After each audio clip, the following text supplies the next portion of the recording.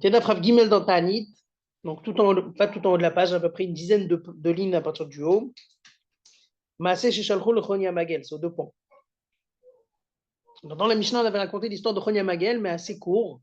Là, la Gemara elle va parler en long et en large, qu'est-ce qui s'est passé, tous les démarches, qu'est-ce qui s'est passé avec Chonia Magel. Donc une très très belle histoire qui va aller jusqu'en bas de la page. Après, on va raconter une histoire de son fils ou son petit-fils, aussi par rapport à la pluie. On voit que c'était une famille qui avait quelque chose de particulier avec la demande de la pluie. Tanorabana, nos maîtres ont enseigné. Une fois, on est passé l'année, tout l'hiver est passé, et la majorité du mois de Hadar est passé, et il n'y a toujours pas eu de pluie. Shalchol Chonia Magel, ils les sont envoyés un messager à Chonia Magel pour lui dire Itpalel virduk shamim, pour qu'il prie pour que la pluie descende, la pluie tombe. Itpalel virduk shamim, il a prié, ça n'a pas marché. Aguga vamad betocha kedar shasach havakuk kanavi. Il a fait un rond avec son bâton, il a tracé un rond, il s'est mis dans le rond, dans le cercle, et comme Chavakouk avait fait, chez les Mar Mishmarti et Moda Sava al Matzor. C'est marqué l'histoire de Chavakouk. Chavakouk, il s'était tenu dans un endroit, il a fixé un endroit pour prier, et donc lui aussi, il s'est fixé un endroit pour prier. Amar lefanav ribono shololam. Il a dit à Dieu, maître du monde, Banecha samupne malai shani keven vait lefanecha. Tes enfants se sont tournés vers moi parce que je suis comme quelqu'un qui fait partie de la famille avec toi. Nishbani beshimcha gadol. Je jure par ton grand nom. Chez Nizazmikan achterachem al banecha, je ne bougerai d'ici jusqu'avant que tu aies pitié de tes enfants. Et Trinou Gashmi Menatfin. La pluie a commencé à couler goutte pour goutte. En gros, le Talmidav, les élèves lui ont dit Rabbi, maître, Reinucha velonamut. On t'a vu, mais qu'on ne meurt pas, mais on te promet qu'il me domine en kshamim yurdim et la jbatra. On a l'impression que la pluie tombe uniquement pour annuler ton serment que tu as fait de ne pas sortir de ce rond. Donc maintenant que la pluie tombe, même si c'est des petites gouttes, enfin, ça justifie le fait qu'il puisse sortir de son cercle. Alors tout de suite, il s'est tourné vers Dieu. Amar, lokarchalti el agish me borot maot. J'ai pas demandé ça, j'ai demandé de la pluie qui va abreuver, qui va arroser, qui va remplir les puits, les sortes de bennes d'eau. Yardou bezaf. Et ça a commencé, la pluie, elle a commencé à tomber, mais très fort. Tu colles tipa avec tipa, kimlo pichavit. Chaque goutte faisait la taille d'une ouverture de tonneau. Veshiarou. Qui a envoyé un message? Oh, il est là, il est rentré. Je sais pas. Non, je vois même pas qu'il essaie. Ok. Bon. Alors, Euh, et donc, qu'est-ce qu'ils ont fait? Ils ont évalué que chaque goutte, elle faisait la taille de à peu près l'espace d'un tonneau, quoi. Enfin, pas le tonneau entier, mais l'ouverture du tonneau. Chaque goutte, elle faisait une taille de log. Log, c'est presque un litre.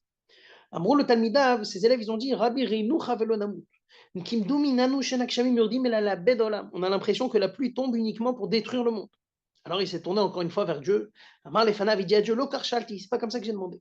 Et la gishmeratson bracha unedava, des pluies de grâce et d'abondance et de bénédiction. Itpalel, euh, pardon. Yarduk et Tiknan, donc la pluie a commencé à descendre, à tomber comme il faut. Hachalou kolam la rabait, mais elle s'arrêtait pas la pluie jusqu'au point où tout le peuple peut monter sur le mont du temple. Et Pnak Shamim à cause de la pluie. Et Yerushalayim, c'est comme sur une montagne, donc en bas, eh ben, ceux qui habitaient en bas, il y avait trop de pluie. Gros, le rabbi, Kishem Shitpalal, Tachir, Dokar Itpalel Veilchou. Et là, ils lui ont demandé, ils lui ont dit, de la même manière que tu as prié que la pluie tombe, prie aussi qu'elle s'arrête. Il leur a dit, j'ai une règle que j'ai reçue de mes parents, qu'on ne prie pas quand il y a trop de bonté. Afalpiken, mais quand même, à Viuli Paroda, ramenez-moi un sacrifice de remerciement. Et Violo Paroda, il leur a ramené un taureau, un bœuf pour faire le sacrifice. Ça marche, Teyadavalav, il a fait la smicha. Vous savez, dans les corbanotes, il fallait faire une smicha, mettre les mains sur la tête de l'animal pour prier. Vamar Lefanav, il a dit à Dieu, Ribono Sholala, maître du monde, Amcha Israël, Shotzeta Mimitzraim, ton peuple que tu as sorti d'Égypte, Enan Yicholin, Loberov Tova, Veloborov pour un autre. Ils ne sont pas capables d'accepter ni trop de bien, ni trop de punition. Kastalem, Enan Yicholin Amod. Quand tu es en colère contre eux, ils n'arrivent pas à tenir. Ishpatalem Tova, Enam Yicholin Amod. Pareil, quand tu leur donnes trop de bien, ils n'arrivent pas à surmonter. Ni ratson mifanecha, que ce soit de grâce devant toi, Shipas Kwakshami, Revach Baolam, que la pluie s'arrête et que le monde puisse respirer. Les nuages se sont dispersés, le soleil est sorti, le peuple est sorti dans les champs, il y avait déjà des champignons qui ont poussé. Shalach lo Shimon ben Shattar, qui était le nasi de la génération, lui envoie un messager à Choni et lui dit il male Choniata gozren alech nidouille. Si tu n'étais pas Chonia Magel, je t'aurais décrété un nidouille. Pourquoi un nidouille? Comme un cherem. Shilu shanim kishne Eliyahu shemaftechot kshamim biado shel Eliyahu lo nimtza shem shamayim mitchalal al yadcha. Il dit c'était des années comme les années de Eliyahu Navi, que les clés de la pluie étaient dans les mains d'Eliyahu Navi. Il y avait toute une histoire hein, que Eliyahu Navi avait arrêté la pluie. Eh ben, Eliyahu il a juré, il a dit que c'est voilà. Eliyahu il a juré, il avait dit que justement la pluie elle passera que par lui, mais toi tu es en train de profaner le nom de Dieu après. אבל מה אעשה לך שאתה מתחטא לפני המקום, ועושה לך רצונך כבן שמתחטא על אביו. Donc il dit, toi tu parles avec ton père et avec Dieu comme avec ton père. ועושה לו רצונו, ton père il te fait ta volonté. ואומר לו, אבא הוליכני לארצי בחמין, שתפני בצונן, תן לי אגוזים שקדים אפרסקים רימונים, ונותן לו. Le fils il dit à son père, lave-moi avec de l'eau chaude, lave-moi avec de l'eau froide, donne-moi des noix, donne-moi des amandes, donne-moi des pêches, des grenades. Il lui donne tout ce qu'il veut. Et sur toi, le passouk dit que ton père et ta mère se réjouissent de toi. Voilà. Donc, ça nous rend, on est dans le page Rav Gimel, on est au milieu des grandes lignes, vers la fin d'une ligne où c'est marqué Tanoura Banan Ma Shalchou. Okay, donc on parlait de Chonia Magel qui a justement demandé la pluie avec son cercle, ce fameux cercle, il a demandé la pluie, à Kadosh Baruch Hu, il a accepté, et il a demandé plusieurs fois, à plusieurs reprises, qu'est-ce qu'il voulait exactement comme pluie, il a reçu ce qu'il voulait. Tanoura Banan, nos maîtres ont enseigné. Ma Shalchou Bnei Lishkat Agazit le Chonia Magel. Les gens du Sanhedrin, ils ont envoyé à Chonia Magel, c'était quoi le message qu'il lui avait envoyé? Il a envoyé un message qui est basé sur un verset qui dit comme ça. Vetigza romer via kamlach valdrachecha nogaor. C'est marqué, tu décréteras et ça tiendra, et sur ton chemin, il y aura de la lumière. C'est un verset qui dit, et ils l'ont appris comme ça. Toi, tu décrètes en bas, et Dieu, il a accepté ton ordre en bas. Il a accepté là aussi. Il a fait ce que tu as demandé. Une génération obscure comme la nôtre, tu l'as éclairée par ta prière. La suite du verset dit, c'est une génération qui était complètement rabaissée et tu l'as élevée par ta prière.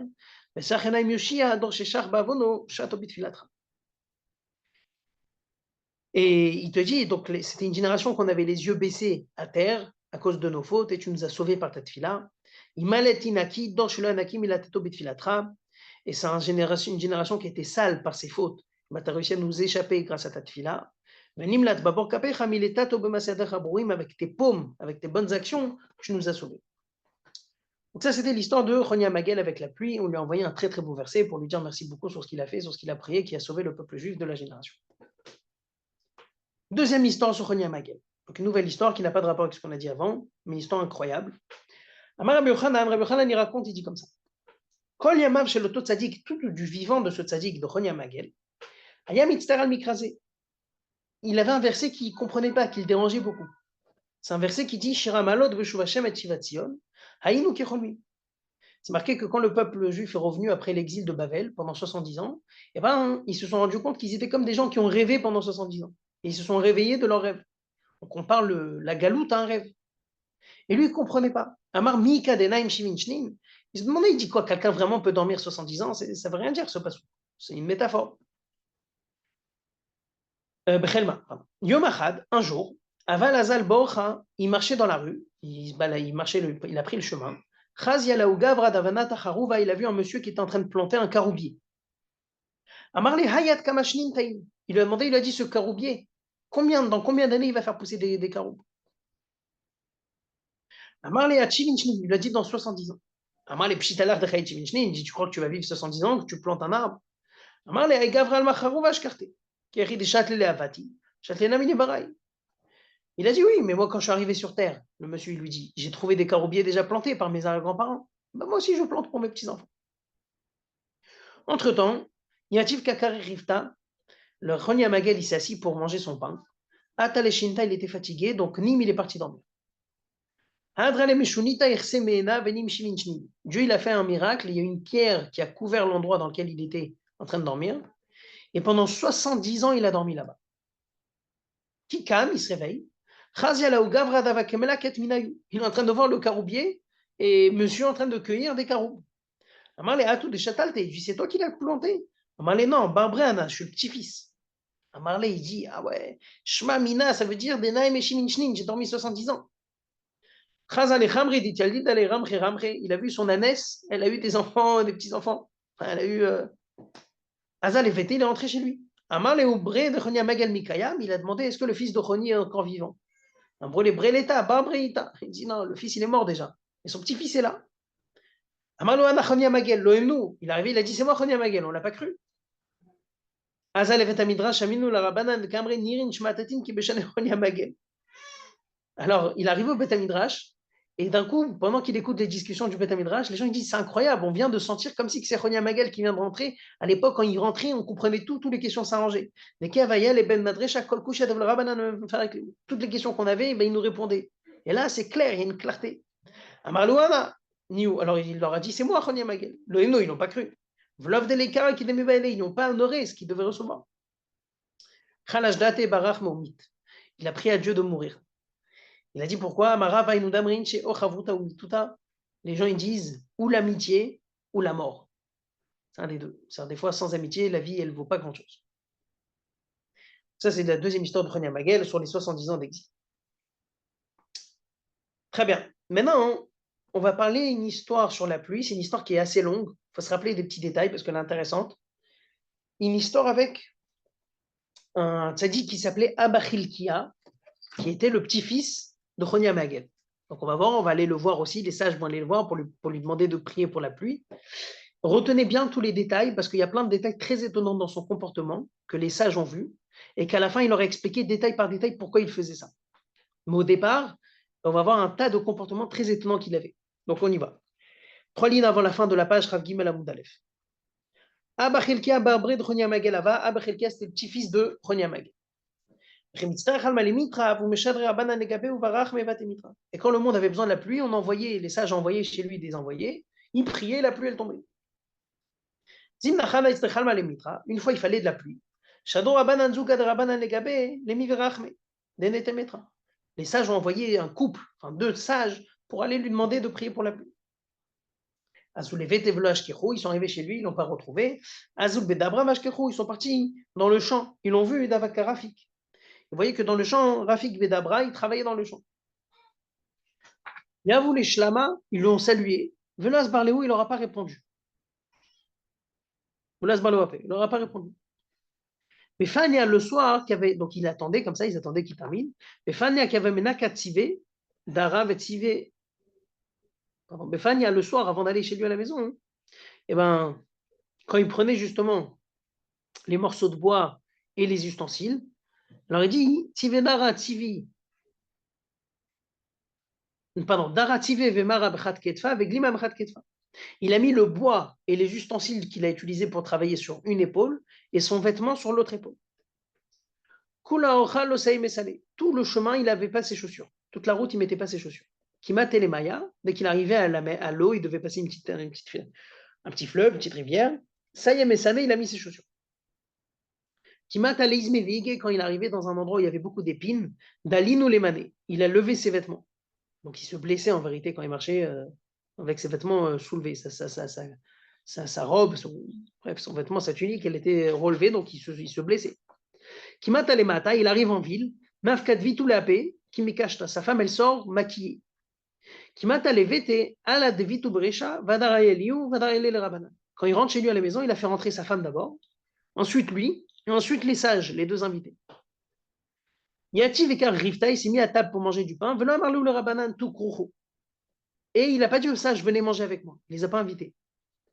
Pas la Grifta le Yanouk et les Kshisha, Khadav et les Outratrés. Ensuite, il a partagé pour ses enfants, il a donné le pain. Le plus âgé recevait qu'un morceau et le plus jeune 2 morceaux. 2 parts. Amarlou Ledvitou, il dit à sa femme en discrétion, Yadana de Rabanan Mishumitrakatu. Je sais que les 2 sages qui sont venus, ils sont venus pour demander la pluie.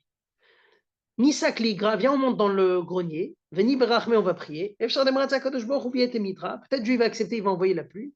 Velo Narzik Tivut Alenafshin. Et on ne va pas considérer comme si c'est nous qu'on a prié pour eux. Comme ça, on descend, on va leur dire, c'est déjà fait, la pluie est déjà là. Sakouli, ils sont partis au grenier. Kamiou Bchad Azavita, lui s'est mis sur le toit, pardon. Kamiu Bechadazavita, il s'est mis dans un coin du toit, Viu Bechadazavita, et elle, sa femme, dans un autre coin. Kadim Salukanane Marzavita Dedvitu, et tout de suite les nuages ont commencé à venir, mais du côté de sa femme. Kinachit Amarleu, dès qu'il descend du toit, donc il y a les nuages déjà dehors en train de pleuvoir, Amarleu, il dit au sage, Amayatou Rabanan, il dit pourquoi vous êtes venus? La première fois qu'il leur adresse la parole de toute la journée. Amroulé, Chadrile Rabanan, les Gabedemar, les Miverach Mamitra. Ils lui ont dit, bah, c'est les sages qui nous ont envoyés pour que tu demandes pitié à Dieu qui nous envoie de la pluie. Amarléo, il leur a dit, Baruch Hamakom, je bénis le bon Dieu, chez que vous avez plus besoin de moi. Regardez, la pluie, elle est tombée. Alors, les sages, ce pas des bêtes. Bien sûr, Amroulé, il y a Dinan de Mitra Machamat Marudata. Il dit, on sait très bien que la pluie, elle est descendue par toi. Ok. Alors, et là, seulement, les malades mar anémilés des timialan. Est-ce que tu peux nous expliquer quand même, maintenant que tu discutes avec nous, tous ces comportements bizarres qu'on a vus dans la journée? Vraiment beaucoup de comportements étranges. On aimerait savoir et comprendre c'est quoi le sens de tous ces comportements. Et là, on verra dans la Gemara, très intéressant, que quand ça dit qu'il se comporte d'une manière, chaque chose, elle a une raison. Donc, on va voir étape par étape les différents comportements qu'on a cités tout à l'heure. Et on va voir comment chaque comportement avait toute sa raison. Première question qu'il lui demande, Maïtama qui aïvna les marches, pourquoi quand tu as salué, tu ne nous as pas répondu? Il dit parce que j'étais payé à la journée, à l'heure, et j'avais pas le droit pendant le travail de perdre du temps dans mon travail, même pour vous saluer.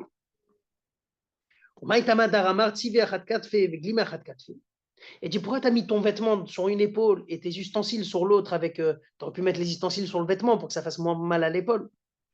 Alors, il dit il dit parce que j'avais emprunté ce vêtement. Et je l'ai emprunté que pour travailler, mais pas pour poser dessus mes ustensiles. Troisième question qui lui demande pourquoi tu n'as pas mis tes chaussures toute la route? Et quand tu es arrivé dans l'eau, tu as mis les chaussures. Alors il dit parce que toute la route, je vois sur quoi je piétine, et sur quoi je marche, qu'il n'y a pas de bestioles, qu'il n'y a pas des choses dangereuses. Mais dans l'eau, je ne sais pas. Peut-être qu'il y a des animaux et des trucs, donc il faut que je mette mes chaussures pour me protéger. Alors, Maïtama qui m'atama l'isme vegué d'alino les manées. Pourquoi quand on est arrivé dans des endroits avec des épines, tu as soulevé tes vêtements? Ça c'est terrible, mais il n'avait pas beaucoup d'argent. Et il dit, la peau, ça se guérit. Donc même si je me blesse, elle va se guérir. Le vêtement, dès qu'il se déchire, tu ne peux pas le guérir. Il est déchiré. Donc je préfère que je me blesse plutôt que le vêtement s'abîme. Il dit, pourquoi quand on arrive en ville, ta femme, elle sort maquillée? Pour pas que je pense à une autre femme. Pourquoi tu nous as fait rentrer en dernier? D'abord ta femme, ensuite toi, ensuite nous. Il dit parce que je ne sais pas qui vous êtes. Je ne sais pas si vous êtes, est-ce que vous êtes des gens bien. Je ne veux pas laisser ma femme avec vous tout seul. Donc je fais d'abord entrer ma femme, ensuite moi. Ensuite vous. Il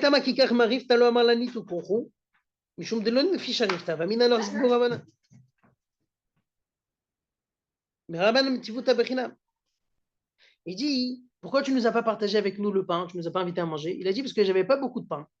Et je ne voulais pas que vous êtes contents, soit disant que je vous invite, mais en vrai, je n'ai pas assez de pain, donc je ne vous servirai pas comme il faut. Ensuite, pourquoi tu as donné à ton fils âgé, tu lui as donné un morceau de pain, et pour ton jeune, tu lui as donné deux? Il dit, parce que le grand, il reste à la maison. Le petit, il va étudier à l'école. Et comme il va étudier à l'école, ça le fatigue beaucoup plus. Il a besoin de beaucoup plus d'énergie à l'école. Il étudie la Torah. Ensuite, la nana d'idée. Alors il dit, pourquoi c'est ta femme, les nuées sont venues du côté de ta femme et pas de ton côté à toi quand tu as prié à Dieu? Alors il a répondu une très belle phrase. Il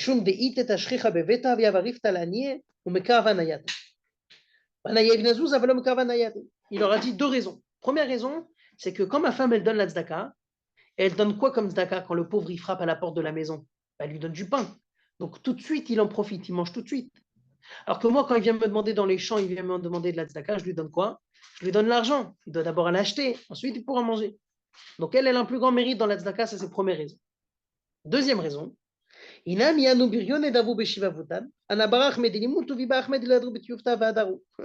dit deuxième raison, c'est qu'il y avait des voyous dans notre quartier. Moi, j'ai demandé à Dieu qu'ils meurent. Elle a demandé à Dieu qu'ils font tchouva. Et ils ont fait tchouva. Donc elle a un plus grand mérite que moi. Jusqu'à là, l'histoire de Abba Hilkia, le petit-fils de Chonia Magel. On n'a pas fini avec la famille de Chonia Magel, là, on va parler du petit-fils, mais le fils de sa fille. Encore une histoire. Hanan Anerba Babraté de Chonia Magel. Hanan, on l'appelait Hanan qui se cachait. C'était un tzaddik qui était toujours caché. Et lui, c'était le fils de la fille de Chonia Magel, qui mitztachal malimitra meshadra bananyanu kedeverav legabe, venaktele beshipule glime vamoule abba abba vlam mitra. Qu'est-ce qu'ils faisaient les sages quand on avait besoin de la pluie? Ils envoyaient des enfants de l'école chez ce Hanan Anerba. Ils lui tiraient son vêtement et lui disaient papa, papa, envoie-nous de la pluie. Et qu'est-ce qui se passait? Il se tournait vers Dieu. Il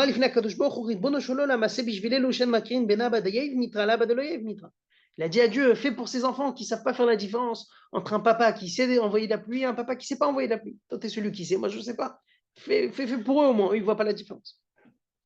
Il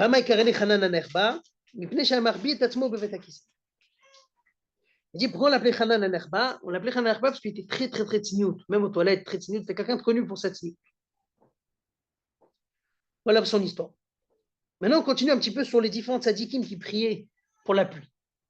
Rabbi Zreka, il a dit à Rav Safra, regarde la différence entre les gens forts, les tzadikim d'Eretz Israël et les tzadikim de Babel. Chassidé de Babel Ranovuna ve Rav Chisda,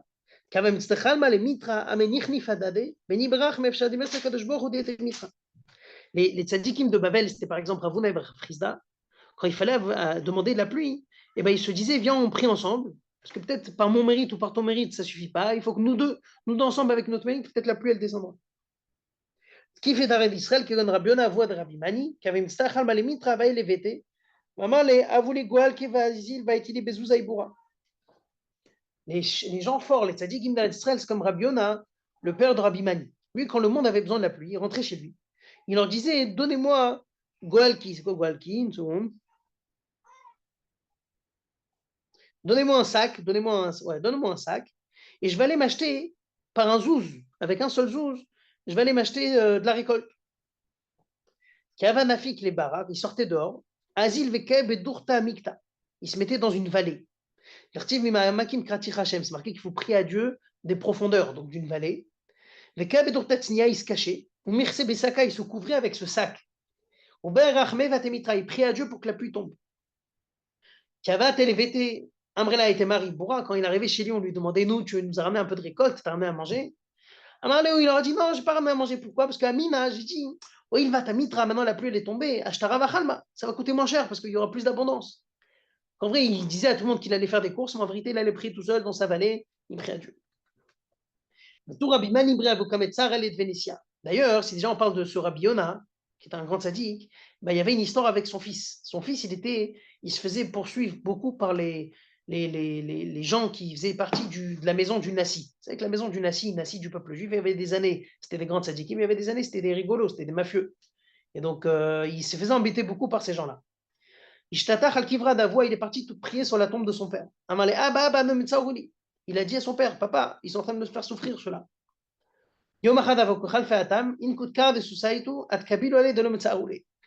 Et les gens de la maison du Nassi, c'était de passage à côté de la tombe de son père un jour. Et d'un coup, les chevaux ne bougeaient plus, le carrosse ne bougeait plus. Ils ont compris, ils ont vu la tombe, ils se sont dit, ah oui, c'est parce qu'on embête son fils. Ils ont demandé Mechila, ils ont pris sur eux, et là, ça commence à bouger. Encore une histoire, avec tout Rabbi Mani, avec Shrar Kamed Rabbi Yitzhak ben Eliashiv. Ce Rabbi Mani, donc le fils de Rabbi Yonah, il étudiait chez Rabbi Yitzhak. Amar l'a tiré de Vechami Kamed Sarouli. Il lui a dit, les gens riches de la maison de mon beau-père, ils font que de m'embêter. Amar Lianou, alors il a dit, bon, alors qu'ils s'appauvrissent. Vianou, ils sont appauvris. Amar Kadar Kouli.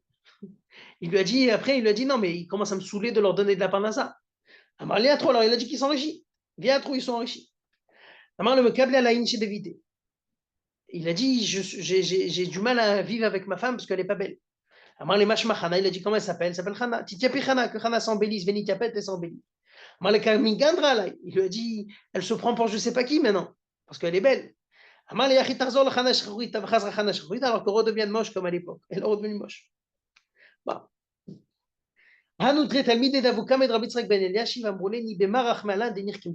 Ce Rabbi Yitzhak, il avait deux élèves qui lui ont demandé, prie pour nous pour qu'on devienne intelligent. Alors il dit, je l'avais cette force à l'époque, que ce que je demandais, on me donnait. Mais aujourd'hui, ma prière, elle n'est pas comme à l'époque.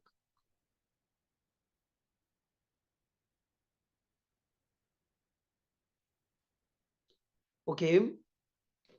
Ah, il continue, il dit comme ça. Rabbi Yosef Baravin avashrer kamed Rabbi Yosef de Mignokrat. Rabbi Yosef Baravin, il était élève de Rabbi Yosef de Mignokrat. Shavke vatale kamed Ravashi, il est parti étudier chez Ravashi. Yom achat shamed de Kagaris, Amar Shmuel, Ashole dag minayam beshabbat, kiman shiav ashbo kese la chaya. C'est une halakha aucun rapport.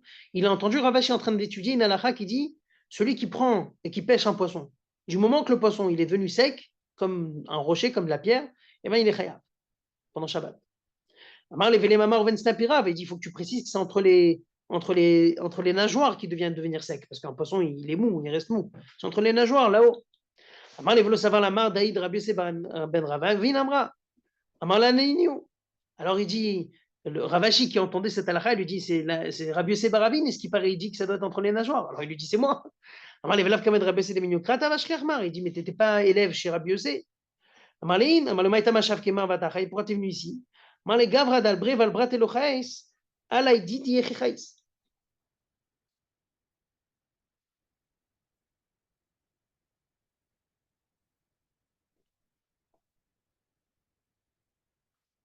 Seconde. Oui. Alors, il lui dit, donc en vrai, l'histoire, c'est quoi? C'est qu'on a Ravashi, qu'il a un nouvel élève qui s'appelle Rabbi Yosef Baravin, qui a quitté ce Rabbi Yosef des Mignocrates. Il a dit, pourquoi tu l'as quitté? Alors, il a dit, un tzaddik, même c'est un tzaddik, mais s'il n'a pas pitié de son fils et de sa fille, moi, je ne peux pas être élève chez lui parce qu'il n'aura pas pitié de moi. Il a dit, c'est quoi cette histoire? Tu dis qu'il n'avait pas pitié de son fils et de sa fille? Alors, il dit, oui, Yom Achad avoua agrélé à Gire Betabra. Il dit, il avait des employés qui étaient dans le champ. Nogalou velo a été le rifta. Il n'a pas eu le temps de leur amener à manger. Amroulé libré, Kafinan. Ils ont dit au fils de Rabbi Yossé, on a faim. Avouyadve tout était inita, martelatena otia porotach veorlo palaba. Maintenant, son fils, qui était aussi un grand sadique, il a vu qu'on est assis sur un figuier. Il a dit au figuier, figuier, figuier, donne tes fruits. Et le figuier, il a donné les fruits, ils ont pu tous manger. Apikou vachlo. Adachi vachiata, voa malolotin ketu bedataichu, daidenagana, mitzvatach navadashto de sagae. Alors, dès qu'il arrivait, il arrivait en retard, le père, pour nourrir ses employés. Il dit, je suis désolé, ne me soupçonnez pas, j'étais occupé dans une mitzvah, je n'ai pas pu venir tôt. Ils lui ont dit, les employés, que Dieu te rassasie comme ton fils nous a rassasiés. Il a dit, qu'est-ce qui s'est passé? D'où mon fils il vous a sorti à manger? Il a dit, ils lui ont raconté ce qui s'est passé, qu'il a fait miraculeusement, il a fait un miracle, il y a eu des filles qui sont sorties. Il s'est tourné vers son fils en colère. Il lui a dit, Amarlo, Bni, mon fils, toi, tu as fatigué ton créateur pour sortir des figues avant leur temps, que tu quittes ce monde avant ton temps. Et il est mort. Ça, c'est l'histoire qu'il n'a pas eu pitié de son fils. C'est pour ça que son élève, il a quitté. Il a dit, j'ai peur de lui. Il n'a pas eu pitié de sa fille aussi. C'est quoi l'histoire de sa fille? C'est encore pire. Braté, on va finir avec cette histoire. Maï, c'est quoi l'histoire de sa fille? Avia la Brata Balatiofi, il avait une fille qui était très belle. Il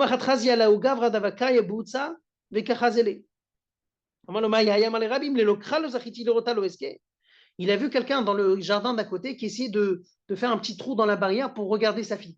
Alors il dit, qu'est-ce que tu fais là? Il dit, je me dis, si je ne pourrais pas me marier avec elle, au moins que je puisse la regarder. Il a vu ça. Amar la biti kamatzat le braïta. Il s'est tourné vers sa fille, il a dit, à cause de ta beauté, il y a des gens qui vont trébucher dans leur avodat Hashem, retourne à ta poussière. Elle est morte. Donc bon, c'était à l'époque, c'était compliqué quand même.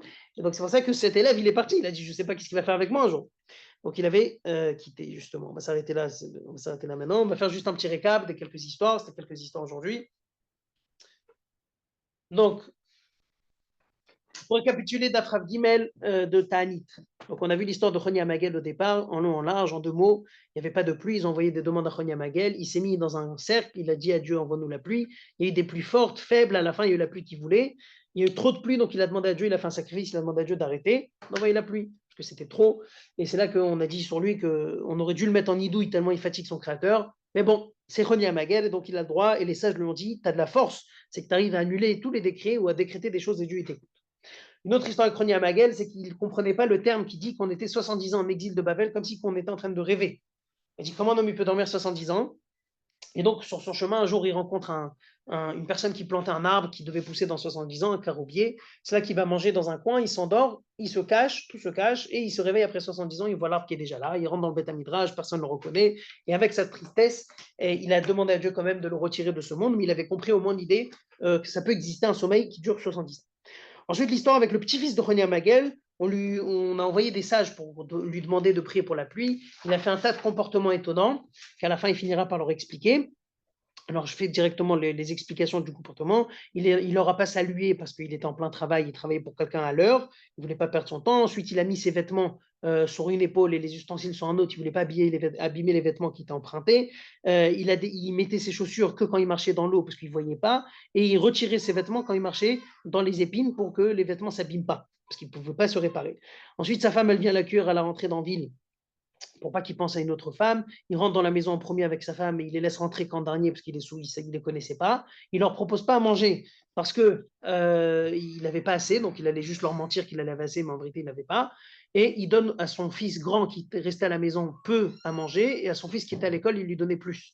Et c'est là qu'avant même qu'ils se disent quoi que ce soit, les sages, il a décidé de monter avec sa femme à l'étage pour prier pour la pluie. Et les nuées sont venues du côté de sa femme en premier. Il a expliqué pourquoi, parce qu'elle était une tzadékette, elle avait quelque chose, un mérite supplémentaire dans la tzedaka qu'elle faisait, car elle donnait à manger aux pauvres et pas de l'argent. Donc le plaisir du pauvre était direct. Ou bien aussi parce qu'elle avait prié pour des gens de faire tchouva à la place de prier pour qu'ils meurent.